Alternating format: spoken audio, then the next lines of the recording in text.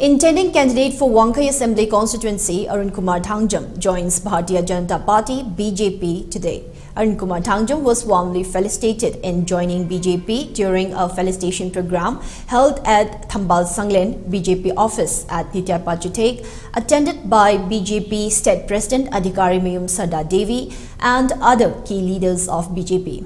Speaking on the occasion, Adhikari Mayum Sarda said that many young and energetic citizens are joining in as a new strength of BJP.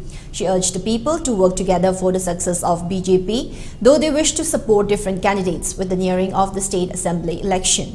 Meanwhile, Arunkumar Thangjam said that the felicitation of his joining in BJP is an auspicious day. He said with the public support, he will have more strength in serving the people in the coming days.